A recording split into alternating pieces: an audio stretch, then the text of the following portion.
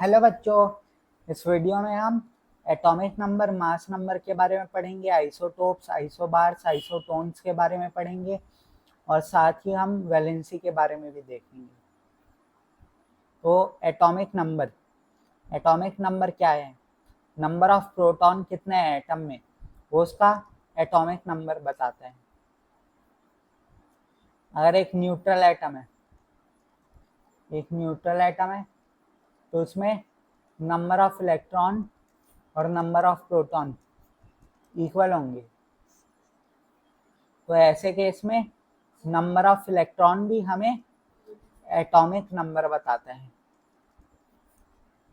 और atomic number को हम Z से रिप्रेजेंट करते हैं। इसको हम सबस्क्रिप्ट में लिखते हैं, एटम के सबस्क्रिप्ट में लिखते हैं Z को।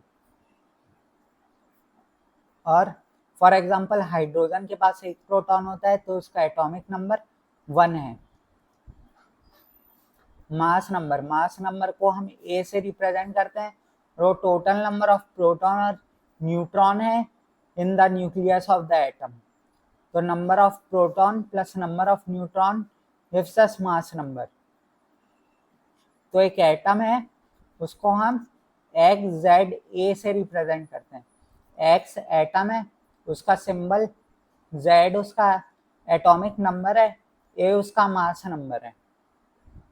तो फॉर एग्जांपल कार्बन 614, तो इसमें A उसका 14 है, Z उसका 6 है और C उसका सिंबल है।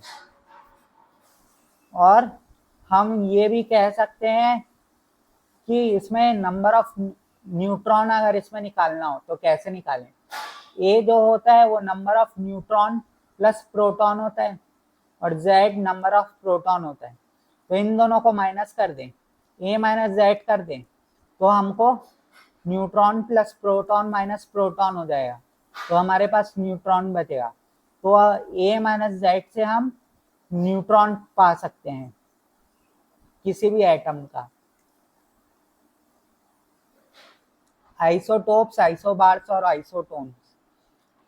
Isotopes same element having same atomic number but different mass number होता है। मतलब हाइड्रोजन का आइसोटोप्स क्या है? H11, H21, H31।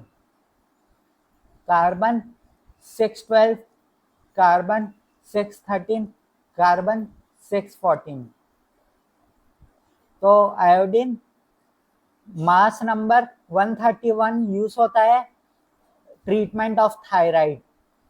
Carbon dating में यूज होता है कार्बन 14 उसका मास नंबर है।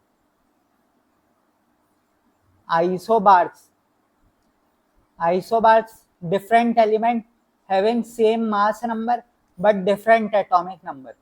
लाइक आर्गन इसका एटॉमिक नंबर है 18, पोटेशियम इसका एटॉमिक नंबर है 19, कैल्शियम इसका एटॉमिक नंबर है 20।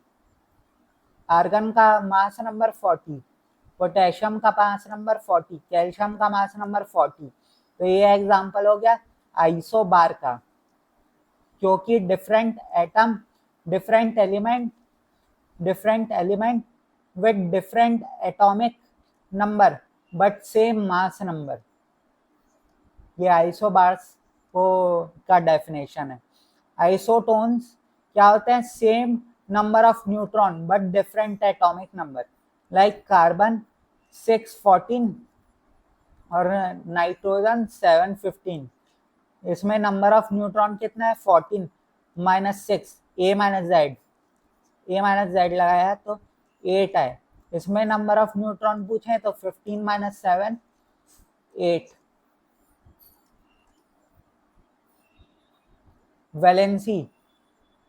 Valency combining capacity of element होता है, वो डिटरमाइन करता है number of electron in the outer most shell. Atoms tend करते हैं कि उसके 8 इलेक्ट्रॉन हो जाए आउटर मोस्ट शेल में, एक्सेप्ट हाइड्रोजन एंड हीलियम, जिसके 2 इलेक्ट्रॉन आउटर मोस्ट शेल में आ जाए तो नोबल गैस कॉन्फ़िगरेशन को प्राप्त कर लेते हैं।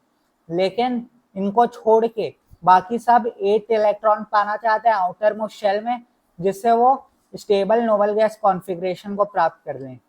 फॉर एग्जांपल हाइड्रोजन, इसका कॉन्फ़िगरेशन होता है 1, तो ये 1 इलेक्ट्रॉन दे दे या ले ले तो फिर इसका काम बन जाए।